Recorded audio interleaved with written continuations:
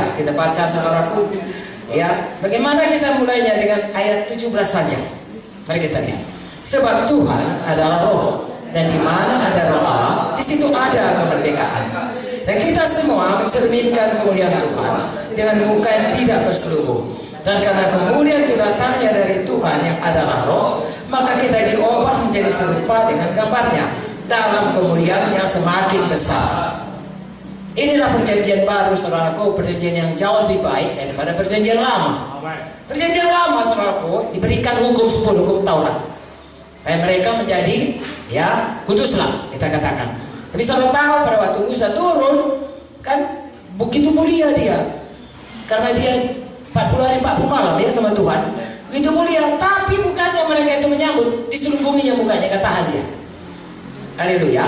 Tetapi sekarang saudaraku, di dalam Yesus, ya, kita terima Roh Kudus, saudaraku. Roh Kudus mengubahkan kita. Sini dikatakan kita dibebaskan dan kita diubahkan dari kemuliaan kepada kemuliaan yang semakin besar. Betapa dahsyatnya itu, saudaraku, kebaikan Tuhan kepada kita. Kita semua kehilangan kemuliaan Tuhan, diubahkan Tuhan untuk, saya baca kembali, dan kita semua mencerminkan kemuliaan Tuhan dengan muka tidak berselubung. Kita terima apa yang dikasih Tuhan Yesus, firman-Nya dikasih, Roh Kudusnya turun kemuliaannya, tidak ada selubungi, tapi kita nyatakan kepada dunia, inilah dia kasih Tuhan, inilah dia kuasa Tuhan, inilah kemuliaan Tuhan, inilah dia Tuhan kita. Haleluya. Dan semakin hari dikatakan datangnya dari Tuhan yang adalah roh, maka semua kita penuh Roh Kudus selalu.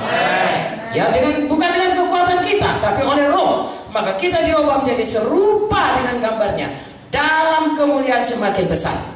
Semakin kita dekat dengan Tuhan, semakin dipermuliakan, semakin kita mulia, semakin mencerminkan kemuliaan Tuhan, semakin dilihat dunia ini betapa kemuliaan Tuhan. Dan kalau Yesus ditinggikan, Tuhan ditinggikan, dia akan menarik orang-orang datang kepada Dia. Gereja akan bertambah-tambah besar, gereja akan bertambah-tambah. Oh, menerima seperti itu. Haleluya. Jadi inilah yang jadi kepada seharusnya kita berubah. Saya kembali aja kepada kejadian. Ya, kenapa kita harus berubah? Karena kita harus kembali kepada kehendak Tuhan. Itu apa Tuhan ciptakan? Ya. Kejadian 1, 26, 27, 28. Berfirmanlah Allah, baiklah kita menjadikan manusia menurut gambar dan rupa kita. Saudara-saudara simak ya. Supaya mereka berkuasa atas ikan-ikan di laut dan burung-burung di udara dan atas ternak dan atas seluruh bumi dan atas segala binatang melata yang merayap di bumi. Maka Allah menciptakan manusia itu menurut gambarnya.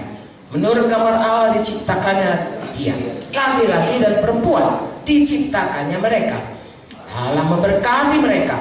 Lalu Allah berfirman kepada mereka, beranak cuculah, bertambah banyak, penuhilah bumi, taklukkanlah itu, berkuasa atas ikan-ikan di laut, burung-burung di udara, atas segala binatang yang merayap di bumi. Amin.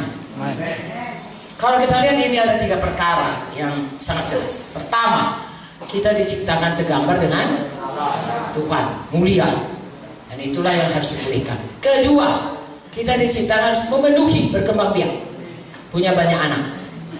Ketiga, kita disuruh berkuasa menaklukkan bumi ini. Bukan kita yang taklukkan, kita yang menaklukkannya. Saudaraku, itulah diciptakan Tuhan. Kejadian 1 ini. Lalu jatuhlah kepada dosa, hilanglah kemuliaan Allah. Mulailah bukan lagi kita yang berkuasa, malahan kita yang dikuasai. Saudara tahu yang pertama kali ada Kain dan Abel dikuasai oleh setan, dibunuhnya adiknya. Betul? Nah, dan seterusnya. Bahkan kemudian saudaraku kita melihat ceritanya bagaimana mereka beranak pinak, saudaraku, sampai tadi jahat sekali, dan akhirnya Tuhan hancurkan atau basmi bumi ini dengan air bah, sehingga tinggallah Nuh. Sesudah pun Nuh, saudaraku, kemudian berhasillah dia, berdosa pula si Ham, dikutuk pula si Ham. Lalu kemudian diteruskanlah generasi dari keturunan Nuh. Didirikan pula sama Nimrod menara Babel. Ya, pecahlah seluruh bangsa dengan segala bahasa. Lalu kemudian dari semua manusia yang sudah begitu tidak bersungguh-sungguh hati, bukannya dia menaklukkan tapi yang ditaklukkan oleh dosa. Ya, akhirnya saudaraku, Tuhan memilih satu bangsa dari Abraham. Tuhan nggak pernah saudaraku mundur daripada ya rencananya mau menciptakan manusia yang mulia, yang berkuasa, dan yang memenuhi bumi. Sesudah kita diselamatkan, untuk itulah maka kita tetap tinggal di bumi ini. Itu dipulihkan Tuhan dalam hal itu. Jadi mata kita menatap ke depan, jangan the gadget saja. Bukan saya larang saudara gadget, maksud saya jangan terlalu dekat, hanya melihat apa yang dilihat oleh panca indera ini. Hari ini aku mau jual, hari ini aku mau, hanya untuk apa-apa keperluan di dunia ini. Ada masa depan di mana Tuhan mau memulihkan apa rencananya semua. Kalau saudara dosa, saudara harus berubah.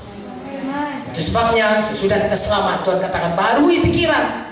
So, masih ada manusia lama kita. Kalau kita saudaraku begitu selamat, nggak langsung hilang itu pembohong, roh najis, ya, roh yang mau marah, ya, roh yang mau bohong, fitnah, itu nggak hilang begitu saja.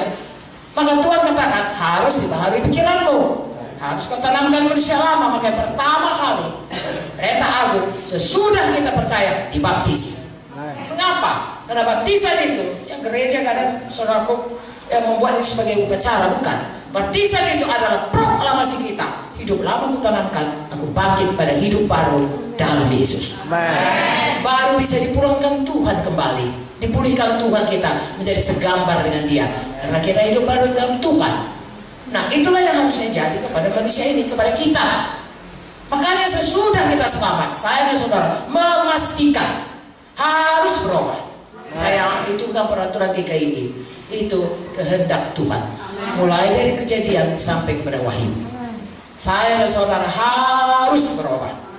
Dan jangan menganggap ini enteng, karena saya baca dalam Alkitab kita ini, saudaraku, itu Paulus, hamba Tuhan yang paling luar biasa, ya, dipakai Tuhan. Paulus itu dari Roma 1, 2, 3, 4, 5, 6, dia berkata bahwasanya kita dari hamba dosa menjadi hamba kebenaran. Ya, Roma 6 itu mulai baptisan, hamba kebenaran. Tapi tahukah saudara, Roma 7 berkata, walaupun kita sudah punya Yesus, masih timbul itu yang tidak suka itu, yang jahat itu kita lakukan. Apa kuncinya? Roma 8, penuh Roh Kudus, matikan itu semua, lalu berjalan dalam Roh. Saya dan saudara, dia sampai Roma 12 baru selalu pikiran. Harus buat resolusi, menetapkan hati, ya, membuat satu nazar kepada Tuhan bahwasanya hidup kita berubah.